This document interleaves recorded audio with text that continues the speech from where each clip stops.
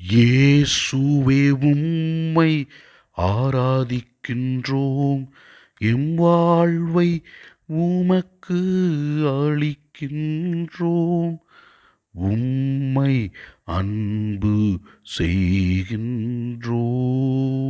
இறைவா, எங்களையே நாங்கள் தாழ்த்தி உம்மிடத்திலே வந்து நாங்கள் ஜெபிக்கும் பொழுது உமது திருவுளப்படி இருந்தால் எங்களுக்கு தேவையான அனைத்தையும் நீர் கொடுத்து கொண்டிருக்கிறீர்.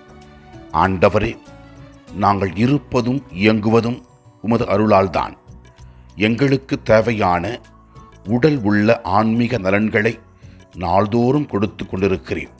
நீர் செய்கிற எல்லா நன்மைகளுக்கும் நன்றி கூறுகிறோம். முதல் வாசகத்திலே நாம் இவ்வாறு வாசிக்கின்றோம்: நாம் கேட்பது கடவுளுக்கு திருவுளமாக அமைந்திருப்பின் அவர் நமக்கு செவி சாய்ப்பார். இதுவே நாம் அவர் மீது கொண்டுள்ள உறுதியான நம்பிக்கை. நாம் எதை கேட்டாலும் அவர் நமக்கு கொடுப்பார், செவி சாய்ப்பார் என்று கூறுகிறது. எனவே கடவுள் கொடுப்பதை நாம் பெற்றுக்கொண்டு மகிழ்ச்சியாக மற்றவர்களோடு பகிர்ந்து வாழ்வோம். இதோ நற்செய்தி வாசகத்திலே நாம் இவ்வாறு வாசிக்கின்றோம். புனித திருமுழுக்கு யோவான் இவ்வாறு கூறுகின்றார்: இயேசுவின் செல்வாக்கு பெருக வேண்டும் என்றும் அவரது செல்வாக்கு குறைய வேண்டும் என்றும் கடவுளுக்கு முன் தம்மையே தாழ்த்தினார். ஆண்டவரை இயேசுவே, நீர் கூட இந்த உலகத்தில் வாழ்ந்தபோது பல அற்புதங்களையும் அதிசயங்களையும் செய்தீர். கடவுளின் திருவுளத்திற்கேற்ப நீர் வாழ்ந்தீர். இதோ நாங்களும் கடவுளுக்கு கீழ்ப்படிந்து அவர் விரும்புவதை செய்கின்ற மக்களாக இருக்கக்கூடிய அருளை தரும்படியாக ஜெபிக்கிறோம்.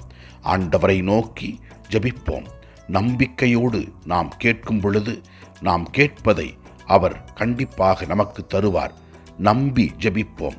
நம் குடும்பத்தின் வளர்ச்சிக்காக, குழந்தைகள் நல்ல முறையில் படிக்க, இளையோர்கள் எதிர்காலம் நல்ல முறையில் அமைய, அனைவரும் இறைவனுக்கு ஏற்றவர்களாக வாழ, உடல் உள்ள ஆன்மீக சுகத்துடன் இருக்க, நோயால் அவதிப்படுகிற மக்கள் உடல் சுகம் பெற ஜெபிப்போம். கண்டிப்பாக நாம் இறைவனிடத்தில் ஜெபிக்கும் பொழுது அவர் நமக்கு கண்டிப்பாக தருவார். ஆண்டவரை நோக்கி நம்முடைய தனிப்பட்ட தேவைகளுக்காக ஜெபிப்போம். எல்லாம் வல்ல இறைவன், தந்தை, மகன், தூய ஆவியார் நம் ஒவ்வொருவரையும் ஆசீர்வதிப்பாராக. இயேசுவுக்கு புகழ். மரியே வாழ்க. ஆமென்.